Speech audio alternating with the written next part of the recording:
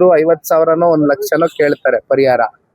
ನಾವ್ ಯಾಕೆ 25,000 ಹೇಳ್ತಾ ಇದೀವಿ ಅಂತಾನು ಕೂಡ ನಾನು ಬಿಡಿಸಿ ಹೇಳಿದೀನಿ. ನಾವು ಕೇಳದಷ್ಟು ಇವತ್ತೇನ್ ಸರ್ಕಾರ ಏನು ರೈತರಿಗೆ ಏನ್ ಕುಮಾರಸ್ವಾಮಿ ಅವ್ರ ಸರ್ಕಾರ ಕೆಟ್ಟೋಗ್ಲಿಲ್ಲ. ಇದು ರೈತರು ಸಂಕಷ್ಟದಲ್ಲಿದ್ದಾರೆ ಅಂತ ಇದ್ದಂಗೆ ತಲೆ ಬಾಗ್ಬಿಟ್ಟು ಕೊಟ್ಬಿಡ್ತೀನಿ ಅನ್ನೋದಕ್ಕೆ ಅದಕ್ಕೂ ಮಾನವೀಯತೆ ಗುಣಗಳು ಬೇಕು.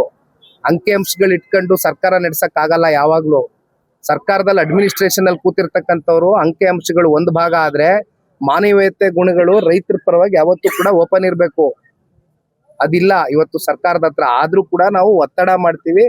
ಬಹುಶಃ ಅಂತ ಒಂದು ಪರಿಸ್ಥಿತಿ ಬಂದ್ರೆ ಬಾವಿಗಿಳಿದು ಕೂಡ ಒಂದು ದಿನ ಅಹೋರಾತ್ರಿ ಧರಣಿನೂ ಕೂಡ ಮಾಡ್ತಕ್ಕಂಥದಕ್ಕೆ ನಮ್ಮ ಶಾಸಕಾಂಗ ಪಕ್ಷದ ನಾಯಕರ ಜೊತೆನಲ್ಲಿ ಶಾಸಕರು ಎಲ್ಲರೂ ಕೂಡ ತಯಾರಾಗಿದ್ದೀವಿ.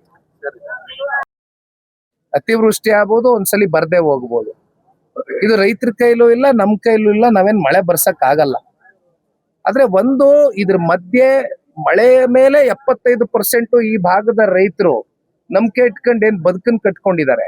ಅಂತವ್ರಿಗೆ ನೀವು ಇರಿಗೇಷನ್ ನೀವು ಸಾಲ್ವ್ ಮಾಡ್ಕೊಟ್ರೆ, ಇರಿಗೇಷನ್ ಫೆಸಿಲಿಟೀಸ್ ಕೊಟ್ಟಂತ ಸಂದರ್ಭದಲ್ಲಿ ಯಾಕೋ ಬದುಕ್ತಾರೆ. ಮತ್ ನೀವೇನ್ ಸಾಲನು ತೀರ್ಸೋ ಅವಶ್ಯಕತೆ ಇಲ್ಲ, ಗೌರವಿತವಾಗಿ ಬದುಕ್ತಾರೆ ರೈತರು.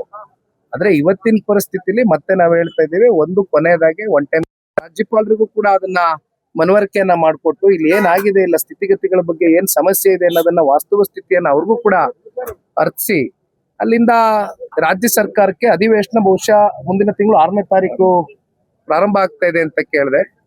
ಅದನ್ನು ಕೂಡ ಅಲ್ಲಿನೂ ಕೂಡ ಬಹಳ ಗಟ್ಟಿ ಧ್ವನಿಯಿಂದ ಈ ಭಾಗದ ರೈತರ ಪರವಾಗಿ ವಿಶೇಷವಾಗಿ ಒಂದು ಕಾಂಪನ್ಸೇಷನ್ ಕೊಡಿಸ್ತಕ್ಕಂಥದ್ದಕ್ಕೆ ಈ ಕೂಡಲೇ ನಾವೆಲ್ಲ ರೀತಿಯಾದಂತ ತಯಾರಿಗಳು ಸಿದ್ಧತೆಗಳನ್ನ ಮಾಡ್ಕೊಳ್ತೇವೆ.